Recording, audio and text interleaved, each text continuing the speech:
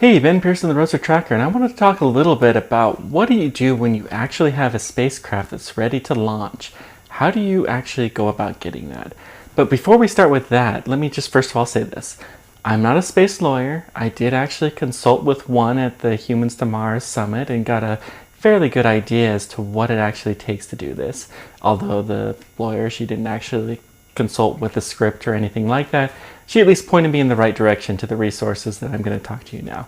So let's go ahead and start from the very beginning. The first thing that's going to come up when you're building a satellite is actually purchasing some of the pieces. Now, if you're in a US company, I'm going to assume for this video that you are either based in the United States, launching from the United States, or manufacturing a satellite from the United States. If you're not from that region, then things are going to be different. So consult your own companies, but a good chunk of the aerospace industry and my audience in particular is US based, so there you go. So the first thing you're going to need to do is to purchase the various items. Now, anything that goes as far as a satellite is considered a controlled list item from the Department of Commerce. And some items are actually considered a munition on the ITAR list. So you have to determine what it is that you're actually doing and act appropriately. If you only have an item that is on the control list and is not considered a munition, then you can just talk to the Department of Commerce and you can get a license. You'll need a license if you're transferring an item that's on that list from one US company to another one. And you'll certainly need stuff if you're going beyond the United States. There's a whole huge host of this, by the way. Please consult a lawyer if you're doing this for real. If you're exporting something that's on the munitions list from the Department of State, then you're going to have to talk to them to be able to launch it. What are some of the things that are on there? Well, if you have a particularly large telescope that's pointing towards Earth, or if you have the ability to sense infrared, for instance, some of the deeper ones, near infrared is okay, but the thermal type infrared is something that would be considered munitions. And a lot of other things that are of particular interest to the military. If you're doing one of these things, then you have to get a license from the Department of State. Now, if you're building all of this in-house, then you'll only have to do that when you actually go to launch a satellite.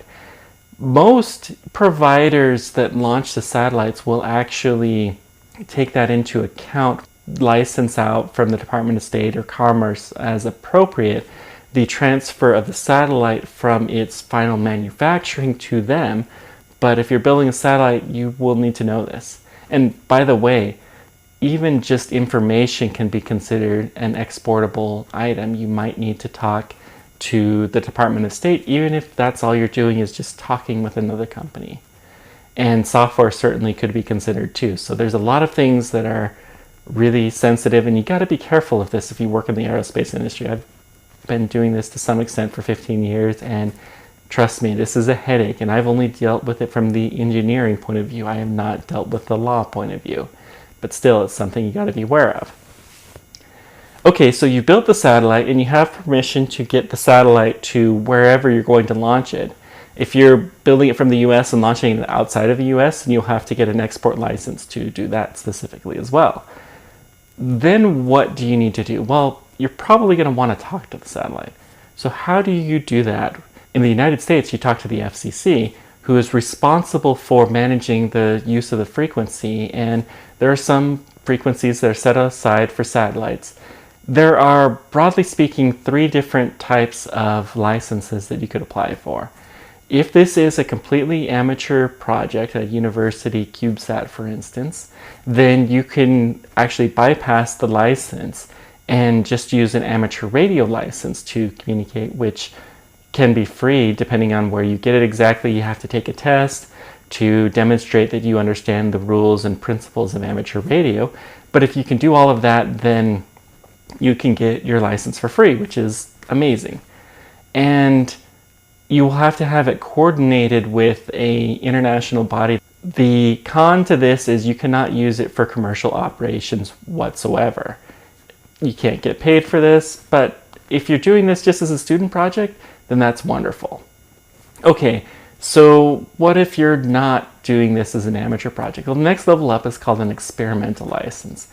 This is for something that's doing an experiment that doesn't really require a long-term operations. The Planetary Society's light sail is licensed under an experimental license, which is much easier to obtain and doesn't cost as much money as it would otherwise.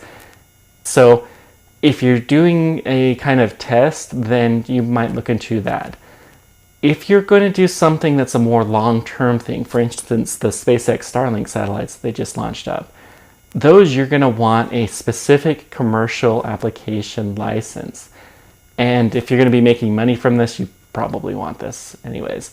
So for the commercial application, then you have to fill out the frequency use, and this will give you the permission to transmit from space to the ground. Now, if you're going to do two-way communication, you will actually have to get permission for your devices on the ground to talk to you. And you'll have to do that from each country that you're going to be talking to. So, for instance, Starlink might be licensed for use in the United States. If you're in international waters, then you could also use it.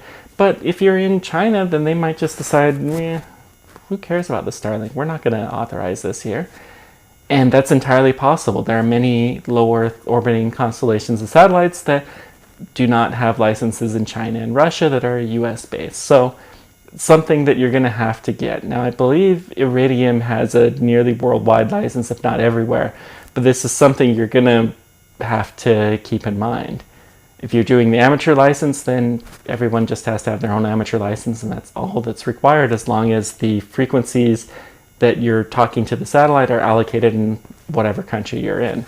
Let's keep going down the line. You have your communication to talk to it. What other organizations need to be involved?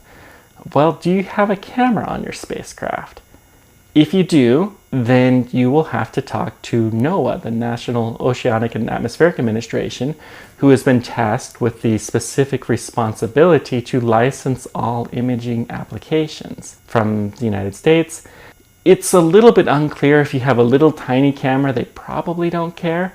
But it was well publicized that SpaceX, with their Starman launch where they were broadcasting going around the Earth, that they got a little bit of a slap on the wrist from NOAA, and for future launches they went ahead and licensed it through them, so that way they make sure that they're nice and safe.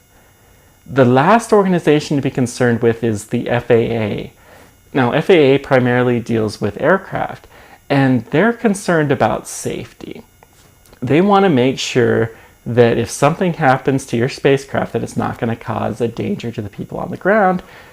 They, for instance, would look very, very poorly if you decided to launch a whole bunch of tungsten rods inside your satellite. They're probably not going to give you a license for that, even if you have a good reason. And let's say that you do have a good reason to have tungsten blocks in there. You may have to get some sort of liability insurance just in case something happens. They're also worried about the rocket blowing up potentially, so they'll check the flight path to make sure that if there is an incident with the rocket, that it's unlikely to kill anybody, because you really don't want to do that. It's bad PR. This is a little taste of the complex world that is licensing a spacecraft to be launched into space. There are lawyers that this is their entire career just dealing with one of these companies, the FCC in particular. You're going to want to talk to one of these if you're doing a commercial operation, but if you're just doing an amateur satellite, you probably don't have a lot of this, other than you'll want to be aware of ITAR and the commercial control list from the Department of Commerce. Let me know whatever questions you guys have, and I'll do my best to answer them. This is a very complex subject, but we'll see what I can come up with. Thanks for everything, and until next time, keep on tracking. Take care.